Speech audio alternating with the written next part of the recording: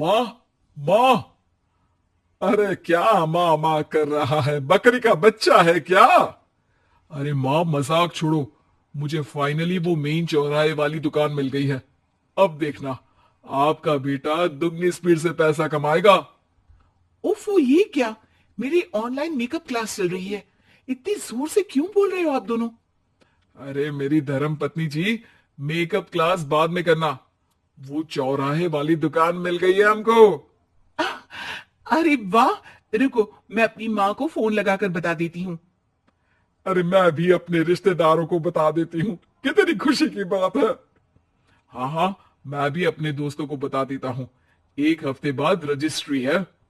बस, घर में खुशी का मौका था। उन तीनों ने अपने अपने फोन उठाए और लोगों में बात फैलाना शुरू कर दिया। और रही सही कसर, श्वेता बहू ने अपने पड़ोस में सबको बताकर कर दी। अरे वर्मा आंटी, अब हम भी जल्दी कार ले लेंगे। घर का रेनोवेशन होगा और ठाट से रहेंगे हम भी। अरे, ऐसा क्या हुआ? लॉटरी बाटरी लग गई है क्या? अरे, इस बार चौराहे वाली मॉल में हमको भी दुकान मिल गई है। दुकान नंबर 21, जो एकदम चौराहे पर है। अब ग्राहक बढ़ेंगे तो आमदनी भी बढ़ेगी ही ना। अरे वाह, कितनी खुशी की बात है। मैं बहुत खुश हूं तुम्हें इतना खुश देख के। बाकी एक बात कहूं, सबको मत बताते फिरना। किसी की नजर लग जाएगी तो खुशी की खबर वापस लौट जाएगी। हैं? ऐसे थोड़ी ना होता है। अब डरा रही हूं। अरे सही कह रही हूं। काली नजर कहते हैं इस चीज को।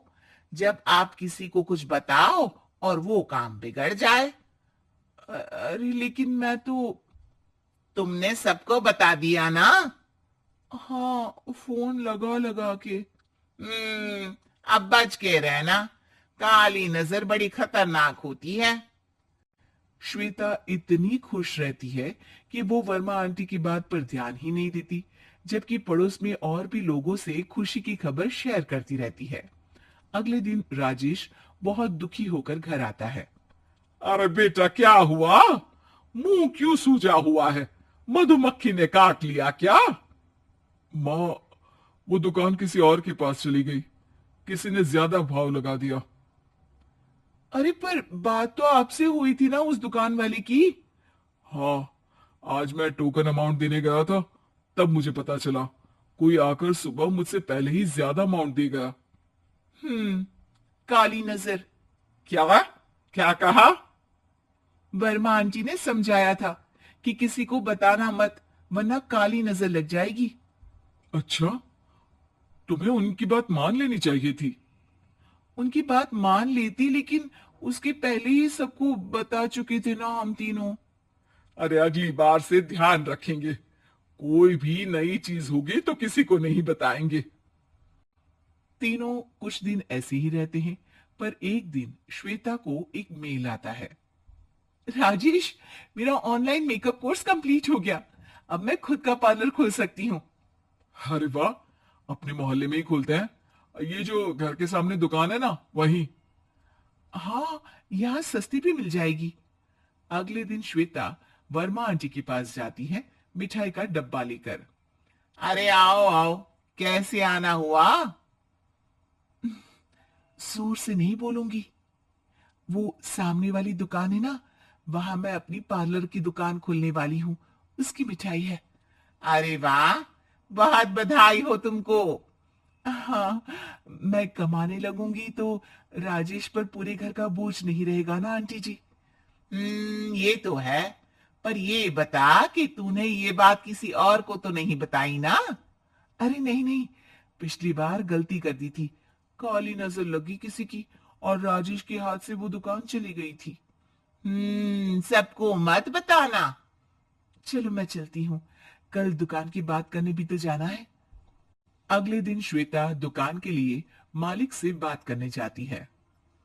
अरे लेकिन दुकान तो हम कल रात को ही किसी को दे चुके हैं। कल ही? हाँ, कल ही। 2 दिन बाद कोई यहाँ पार्लर भी खोल लेगा। अब कहीं और दुकान देख लीजिए। अरे पर हमको भी तो पार्लर ही खोलना था। हाँ भाई, ये एक ही दुकान है, आधी आधी तो नहीं दे सकता ना मैं। राजेश और श्वेता घर पर हताश होकर आ जाते हैं। इस बार तो किसी को बताया भी नहीं था, अब किसकी काली नजर लग सकती है? सुनो, तुमने माँ को बताया था क्या? अरे कैसी बात कर रही हो, माँ की नजर थोड़ी ना लगेगी। पक्का तुमने किसी को नहीं बताया था ना? सिर्फ वर्मा जी को बताया था, उन्होंने ही मुझे किसी को नहीं बताने को कहा।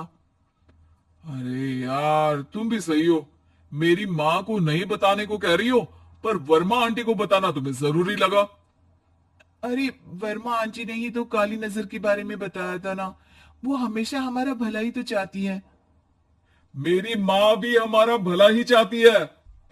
अरे पर चिल्ला क्यों रहे हो? बात नहीं कर सकते क्या आराम से?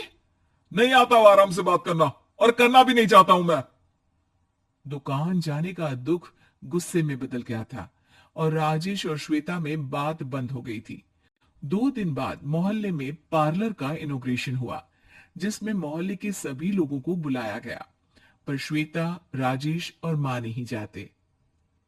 माँ अंदर आ जाओ, क्या देख रही हो? अरे नया पार्लर देख रही हूं अपने आंगन से।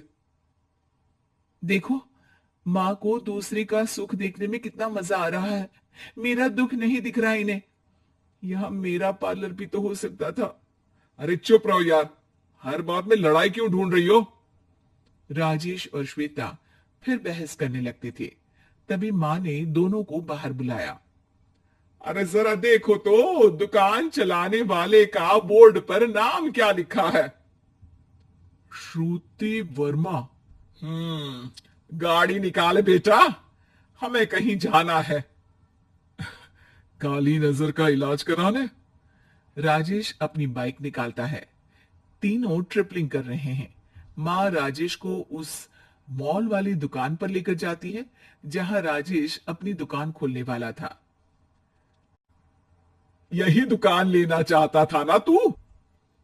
हाँ, पर इनको भी दुखी करने लेकर आई हो क्या यहाँ पर दुकान दिखाकर? वहां काफी नहीं था? अरे श्वेता, थोड़ा सब्र रख, अभी पता चलेगा कि हम यहाँ क्यों आए हैं। बता, इस दुकान चलाने वाले का नाम क्या है? अनुपम वर्मा। कुछ समझ में आया?